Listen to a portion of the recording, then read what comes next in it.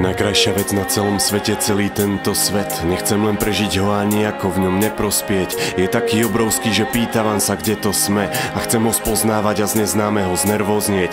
Najkrajšia vec, ktorá ma postihla, je život, čo mám. A moje veľké ďakujem patrí všetkým osobám, ktoré som spoznal na tej ceste a čo spoznám ešte. Za každý úsmev v meste, za ten divoký western. Najkrajšia vec, ktorú som spravil, že som obšťastnil niekoho láskou, iných prítomnosťou dostal z tmy. Najkrajšie na tom je, že odkaz, čo je podstatný, som mohol rozšíriť a prospieť pre mňa podstasný. Ak si sa dostal až sem, vnímaj tú atmosféru.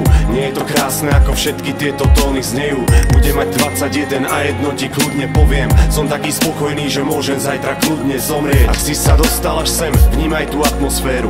Nie je to krásne, ako všetky tieto tóny znejú. Budem mať 21 a jedno ti kľudne poviem. Som taký spokojný, že môžem zajtra kľudne zomrieť. Najkrajšia vec na celom svete, celý tento svet. Nechcem len prežiť ho, chcem všetkým dávať svetlo, smiech. Chcem, aby bavili sa vodne v noci na opicu. Chcem, aby pri odchode mali všetci svalovicu. A mal som 21 a svet sa mi páči viac.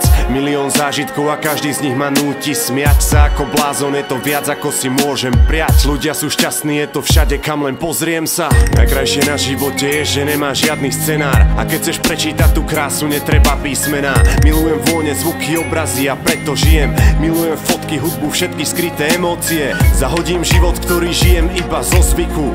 Keď vidíš svet ako zlé miesto, vymeň optiku.